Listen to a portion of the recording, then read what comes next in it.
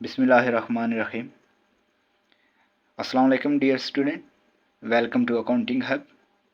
आज हम इंशाल्लाह अकाउंटिंग क्वेश्चन इसका क्वेश्चन नंबर 2 करेंगे।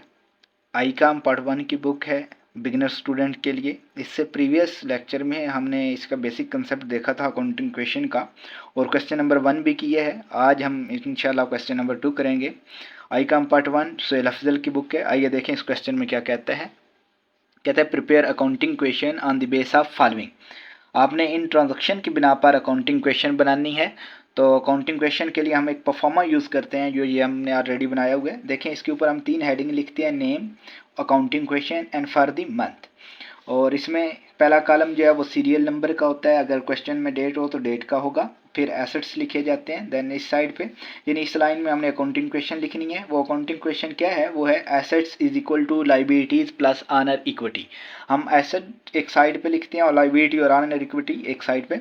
देखें पहली ट्रांजेक्शन क्या है। कहता है Mr Firoz started business with goods, building and cash. Mr Firoz जो है वो बिजनेस स्टार्ट कर रहा है। कितनी चीज़ों से कर रहा है? 3 चीज़ों से। एक आपकी गुड्स हैं, दूसरा बिल्डिंग है और तीसरी कैश है। देखिए ये हम फिरोज साहब का डाटा यूज़ कर रहे हैं, तो नेम के सामने मिस्टर फिरोज लिख देंगे।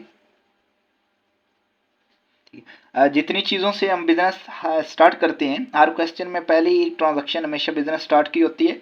तो जितनी चीज़ों से बिजनेस स्टार्ट किया जाता है उन्हें एसेट साइड पे लिखेंगे। देखें जी किन किन से स्टार्ट है। पहले नंबर पर गुड्स है, ठीक है। दूसरे नंबर पर हमारे पास बिल्डिंग है, तो बिल्डिंग का कॉलम बना लेंगे। तीसरे नंबर पर हमारे पास कैश है, तो हम कैश का कॉलम बना लेंगे। ये 3 एसेट्स थे, तो हम ये तीनों एसेट जितनी चीज़ों से बिजनेस स्टार्ट होता है उन तमाम चीज़ों को हम एसेट साइड पे लिखते हैं। सीरियल नंबर 1 है तो 1 लिख लेंगे, एंट्री नंबर 1।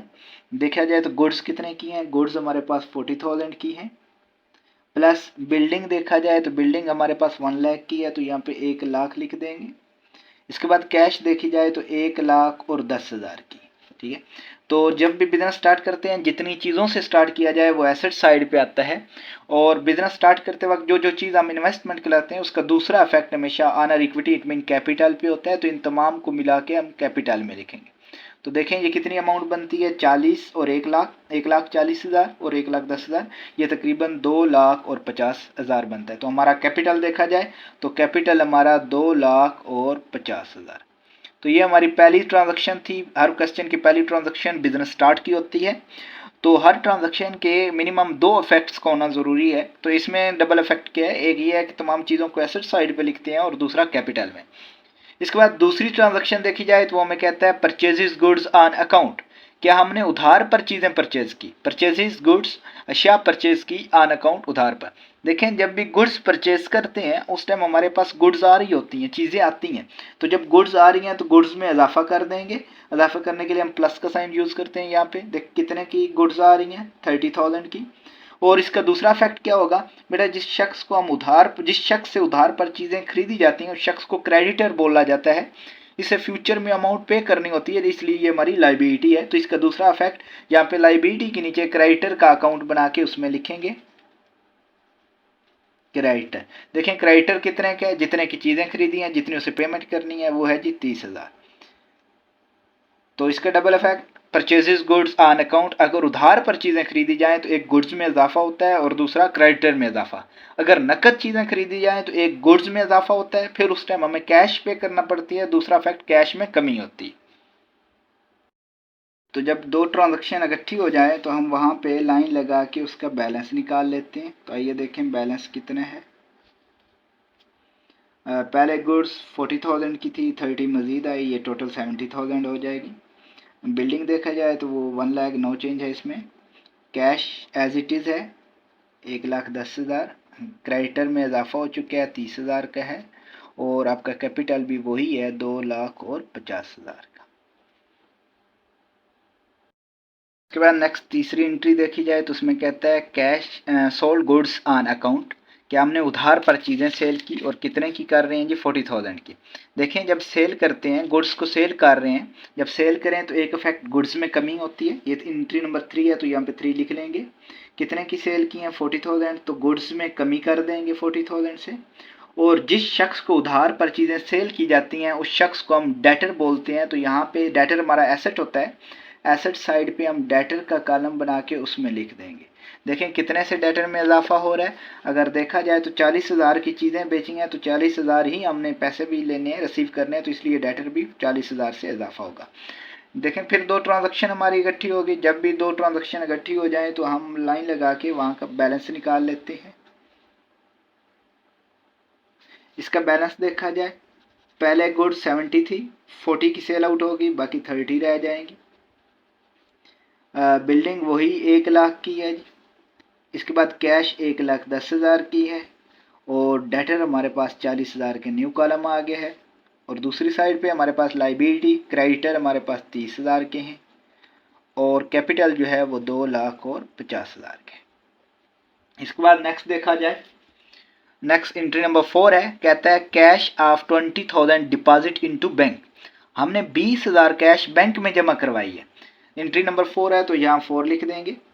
जब कैश बैंक में जमा करवाते हैं तो उस टाइम हमारे से कैश कम हो जाती है, कैश में कमी करेंगे कितने से, 20,000 से। और इसका डबल इफेक्ट क्या होगा, दूसरा बैंक है तो बैंक में इजाफा हो जाएगा। देखिए हमारे पास पैसे हों, हम बैंक में रखवा दें तो हमारे पास से कैश जाएगी लेकिन हमारा बैंक बैलेंस बढ़ जाएगा। तो बैंक भी फ्यूचर में फ़ायदा देता है, एसेट है, इसलिए एसेट साइड पे हम बैंक का कॉलम बना के उसमें लिख देंगे कितना है बैंक में भी इजाफा, जितनी हमने कैश रखवाई है वो कितनी रखवाई है जी, 20,000। फिर दो ट्रांजैक्शन इकट्ठी हो गई, जहाँ पे भी दो ट्रांजैक्शन इकट्ठी हो जाए हम बैलेंस निकालते हैं। तो बैलेंस देखिएगा,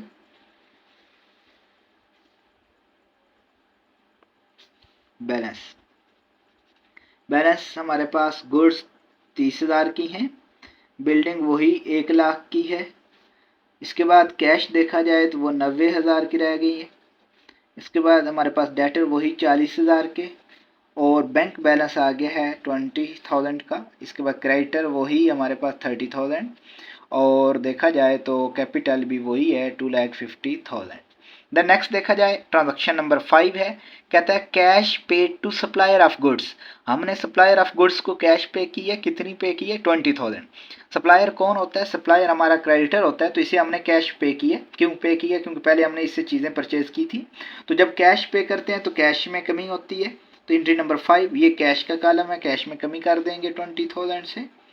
और फिर सप्लायर के अकाउंट में भी कमी करते हैं ताकि हमें पता चल सके मजीद हमारी लाइबिलिटी कितनी है, हमने मजीद कितना पे करना है। तो देखें ऑलरेडी 30,000 था, 20 हमने पे कर दिया तो वो माइनस कर देंगे, मजीद अभी हमारे पास 10,000 की लाइबिलिटी बाकी है। फिर दो ट्रांजेक्शन इकट्ठी, हम बैलेंस निकालेंगे। बैलेंस देखिएगा, ये 30,000, यहाँ पे देखा जाए बिल्डिंग वो 1 लाख की है, कैश हमारे पास 70,000 की रह गई, डेटर हमारे पास 40,000 के हैं और बैंक बैलेंस वही 20,000 का। इधर लाइबिलिटी हमारी कम होके 10,000 की रह गई और बैंक जो हमारा कैपिटल है वो 2,50,000 का। नेक्स्ट इसके बाद लास्ट एंट्री है, कहता है पे टेलीफोन बिल ₹4,000 बाय चेक। हमने 4,000 बिल पे किया और चेक के थ्रू पे किया। देखिए जो चीज़ हम पे करते हैं बज़ाहिर हमारा एक्सपेंस है, तो एक तो बैंक चेक के थ्रू पे कर रहे हैं तो हमारा बैंक बैलेंस कम होगा। एंट्री नंबर 6 बैंक में कमी करेंगे, ये बैंक का कॉलम है, इसमें से 4,000 कम। और दूसरा ये एक्सपेंस है, एक्सपेंस हमेशा कैपिटल में से माइनस होता है तो यहाँ से कैपिटल में से माइनस कर देंगे। फिर दो ट्रांजेक्शन इकट्ठी आ गई, फिर हम बैलेंस निकाल लेते हैं। ये हमारी लास्ट ट्रांजेक्शन थी, लास्ट पे बैलेंस देखिएगा। यहाँ पे हमारे पास गुड्स 30,000 की हैं, बिल्डिंग 1 लाख की है, कैश 70,000 की है और डेटर हमारे पास 40,000 के हैं, बैंक बैलेंस 16,000 का है। इसके बाद क्रेडिटर जो है वो 10,000 के हैं और ये जो है ये आपका 2,46,000 के। ठीक है, तो ये हमारी लास्ट एंट्री थी, इसलिए हम अकाउंट्स क्लोज कर देंगे। जब आप क्वेश्चन एंड होगा दोबारा हम यहाँ पे अपने क्वेश्चन के नीचे परफॉर्मे के नीचे लिखेंगे assets is equal to liabilities plus owner equity.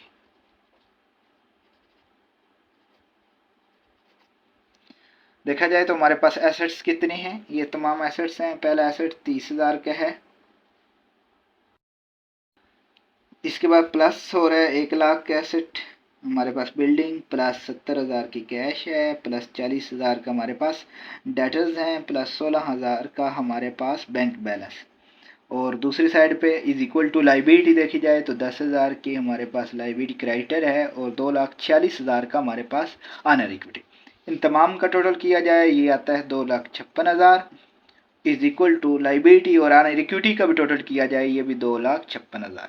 दोनों साइड इक्वल हों तो आपका क्वेश्चन ठीक होता है। तो हमारे पास अकाउंटिंग क्वेश्चन यही कहती है कि आपके एसेट्स जो हैं वो इक्वल हैं। किसकी इक्वल हैं? जिनके बदले हम एसेट को क्लेम कर सकते हैं वो लाइबिलिटी और ऑनर इक्विटी है।